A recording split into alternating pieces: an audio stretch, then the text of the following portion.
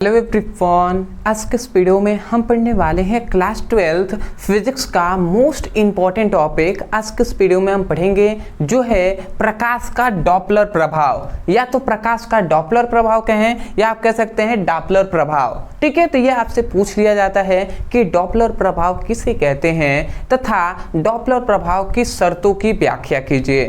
तो आज के इस वीडियो में हम इस पर पूरा एक्सप्लेन करेंगे। अब मैं आपको विश्वास दिलाता हूँ कि बहुत ही आसानी तरीके से आपको समझ में आएगा। ठीक है, सब कुछ हमने लिख दिया है, एक एक करके हम समझते हुए चलेंगे। अब मैं केवल आसान शब्दों का ही प्रयोग करूंगा जिससे आपको समझ में आ जाए। किताबी भाषा का यहाँ पे उपयोग ही नहीं होगा। ठीक है, तो इससे आप निश्चिंत रहिए। सबसे पहले तो मैं यही कहूँगा कि इम्पॉर्टेंट किस श्रेणी में रखेंगे, डॉपलर प्रभाव।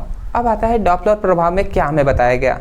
तो देखिए यहाँ पे हमने एक दो फिगर बनाया हुआ है, ना समझ में आए तो कोई दिक्कत नहीं है, आप थोड़ा सा यहाँ से पहले समझ जाइए, उसके बाद हम इसको बताएंगे, आपको समझ में आ जाएगा। ये क्या है, ये है प्रकाश स्रोत।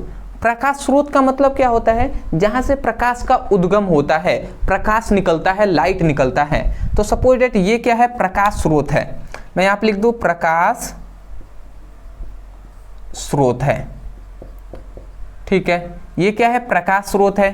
और ये आपका क्या है, ये है प्रेक्षक। ठीक है, या कोई व्यक्ति आप कह सकते हैं। प्रेक्षक मतलब क्या है, प्रेक्षक मतलब कोई भी जो भी चीज इस प्रकाश के स्रोत को देख रहा है वो क्या कहलाएगा, प्रेक्षक ही कहलाएगा। तो ये क्या है, प्रेक्षक है।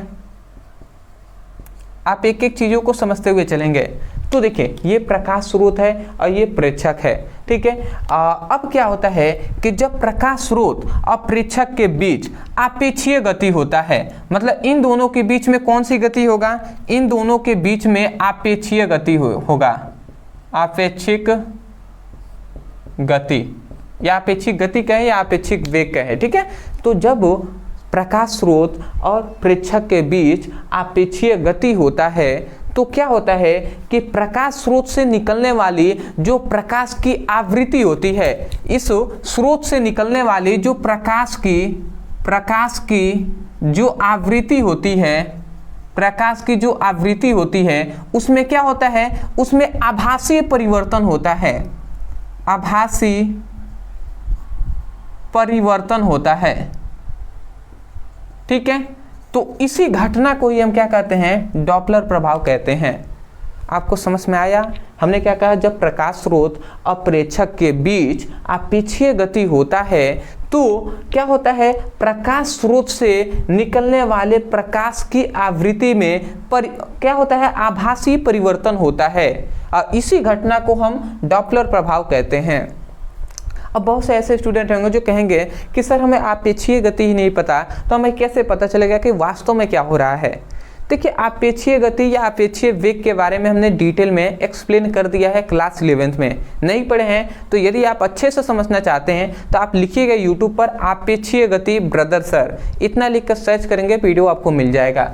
बट मैं फिर भी आपको एक्सप्लेन थोड़ा सा मैं बता दूं आपेक्षीय गति का मतलब। आपेक्षीय गति का सिंपल मतलब ये होता है कि ये एक प्रकाश स्रोत है। जैसे मान लेते हैं ये बाइक आप देखे हैं तो बाइक में क्या होता है, आगे लाइट होता है, तो लाइट से तो प्रकाश निकलता है ना, आगे जो क्या होता है बल्ब होता है ना, तो उससे प्रकाश वो स्रोत ही है। तो समझ जाइए एक बाइक है, बाइक का ये हेडलाइट है। ठीक है, और ये क्या है, एक व्यक्ति है, व्यक्ति भी आगे की ओर चल रहा है और ये बाइक भी आगे की ओर चल रही है। तो आप ऐसे समझ सकते हैं, या आप समझे आपेक्षीय गति का मतलब क्या होता है कि सपोज दैट ये एक जगह स्थिर हो, मतलब व्यक्ति इस प्रकार खड़ा है। ठीक है, अब बाइक एक आ रही है, बाइक में क्या है लगा हुआ है, लाइट लगा हुआ है, तो प्रकाश स्रोत मतलब आ रहा है। तो एक चीज स्थिर हो और दूसरा गतिमान हो तो उसे हम आपेक्षीय गति कहते हैं। या ये स्थिर हो और ये गतिमान हो तब भी हम आपेक्षीय गति कहेंगे। या दोनों ही गतिमान हो, मतलब ये भी आगे की ओर चल रहा है और ये भी आगे की ओर चल रहा है, तब भी हम कहेंगे कि आपेक्षीय गति है। मतलब तीनों कंडीशन में आपेक्षीय गति होगा। अब डिटेल में समझना है तो आप जाकर समझ लीजिएगा आपेक्षीय गति में। ठीक है, तो हमने क्या बताया कि जब प्रकाश स्रोत और प्रेक्षक के बीच आपेक्षीय गति होता है तो प्रकाश स्रोत से निकलने वाले प्रकाश की आवृत्ति में आभासीय परिवर्तन होता है। मतलब प्रकाश की जो आवृत्ति है उसमें अलग अलग परिवर्तन होता है, कभी कम होता है कभी अधिक होता है। तो इसी घटना को ही हम डॉपलर प्रभाव कहते हैं। ठीक है, तो मैं आशा करता हूँ आप समझ गए होंगे। मैं थोड़ा सा डेफिनेशन में बता दूँ तो आप लिखेंगे यही कि जब प्रकाश स्रोत, हमने क्या बताया आपको, हमने यही ना कहा कि जब प्रकाश स्रोत और प्रेक्षक के मध्य कहें या बीच कहें, तो प्रकाश स्रोत और प्रेक्षक के मध्य आपेक्षीय गति होता है तो प्रकाश स्रोत से आने वाली प्रकाश की आवृत्ति, प्रकाश स्रोत से आने वाली प्रकाश की आवृत्ति में आभासी परिवर्तन होता है और इसी घटना को ही हम डॉपलर प्रभाव कहते हैं। आशा करते हैं आप समझ गए होंगे। उसके बाद नीचे आप ये फिगर बना लीजिएगा जिससे टीचर को लगेगा कि हाँ आपने वास्तव में अच्छे से इस पर डीप में गहराई से आपने इसको अध्ययन किया हुआ है। ठीक है, अब हम आते हैं कि डॉपलर प्रभाव की शर्तें क्या हैं। इसकी कुछ कंडीशन होती हैं, 2 कंडीशन है जिसको जानना आवश्यक है। 2 कंडीशन क्या है, एक एक करके हम समझेंगे। यहाँ पे हमने सबसे पहले लिखा है डॉपलर प्रभाव की शर्तें। सबसे पहला यहाँ पे शर्त क्या है कि जब प्रकाश स्रोत और प्रेक्षक के मध्य की दूरी में कमी हो। इसका मतलब क्या है कि जो प्रकाश स्रोत है, ये प्रकाश स्रोत है और जो प्रेक्षक है, इनके बीच की जो दूरी है ना उसमें कमी आए।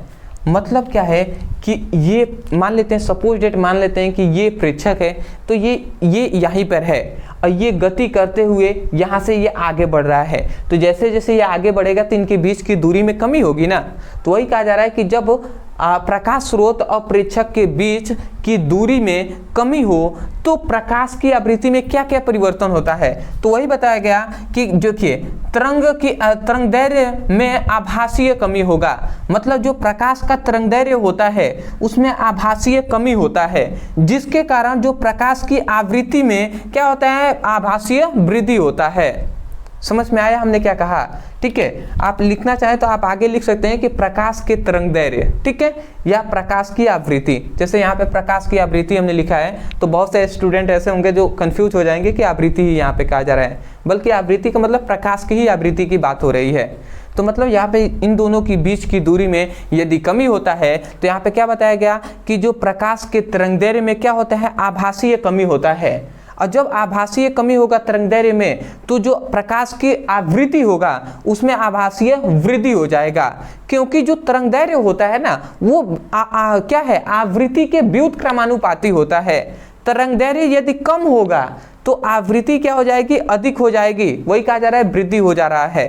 तो ये 2 आप लिख लेंगे कि इनके बीच की दूरी, प्रकाश स्रोत और प्रेक्षक के बीच की दूरी में कमी आता है तो क्या होता है, तरंगदैर्घ्य में आभासीय कमी होता है और आवृत्ति में आभासीय वृद्धि होता है। दूसरा हमने यहाँ पे लिखा है कि जब प्रकाश स्रोत और प्रेक्षक के मध्य की दूरी में वृद्धि हो, मतलब इन दोनों की दूरी में वृद्धि हो। ठीक है, जैसे कि मान लेते ये स्थिर है और ये धीरे धीरे आगे की ओर जा रहा है तो इनके बीच की दूरी बढ़ेगी ना। और जब दूरी बढ़ेगी तब जाकर क्या होता है, तो प्रकाश की तरंगदैर्घ्य में आभासीय वृद्धि होता है। जब दूरी बढ़ती है तो तरंगदैर्घ्य में वृद्धि होता है, और जब तरंगदैर्घ्य में वृद्धि होगा तो इसका मतलब आवृत्ति में क्या होगा, कमी होगा, क्योंकि तरंगदैर्घ्य आवृत्ति के व्युत्क्रमानुपाती होता है। तो ये हो गया आपका डॉपलर का प्रभाव, जो कि अच्छे से आपको समझ में आ गया होगा। मैं यही कहूँगा यदि वास्तव में आपको समझ में आ गया है तब जाकर आप वीडियो को लाइक कीजिएगा, चैनल पे नए हो तो चैनल को सब्सक्राइब कर लीजिएगा, क्योंकि आपकी सपोर्ट की बहुत ज़्यादा ज़रूरत है। और यदि आपको समझ में आ गया है और आप ही सपोर्ट नहीं करेंगे तो कौन करेगा, तो आप सपोर्ट कर दीजिएगा। और यदि आप सीरियस हैं क्लास 12 के पढ़ाई करने के लिए तो हमने मोस्ट इंपॉर्टेंट देख रहे हैं, फिजिक्स का VVI हम करा रहे हैं, ऐसे केमिस्ट्री का भी, हिंदी का भी, अंग्रेजी का भी। यदि आप पढ़ना चाहते हैं तो डिस्क्रिप्शन में भी हमने प्लेलिस्ट का लिंक हमने दे दिया है, उस पर मान लेते हैं फिजिक्स का पढ़ना है, फिजिक्स पे आप क्लिक करेंगे, चैप्टर वाइज आपको सभी मोस्ट इंपॉर्टेंट क्वेश्चन ही केवल मिलेंगे चैप्टर वाइज, तो आप उन सभी की पढ़ाई कर सकते हैं। अब बोर्ड एग्जाम में यदि आप सभी को तैयार करते हैं तो मैं विश्वास से कह सकता हूँ 90 to 95% आएगा। ठीक है, केवल टॉपिक नहीं तैयार करना है, उसके साथ साथ न्यूमेरिकल भी आपको तैयार करना है, जो कि हमने न्यूमेरिकल भी का भी प्लेलिस्ट बना दिया गया है। तो ऐसे अगर आप पढ़ाई करते हैं तो आप बहुत ही अच्छे नंबर से बोर्ड एग्जाम में पास होंगे। तो चलिए दोस्तों, आज के लिए इतना है, मिलते एक नए टॉपिक के साथ, तब तक के लिए धन्यवाद। जय हिंद, जय भारत।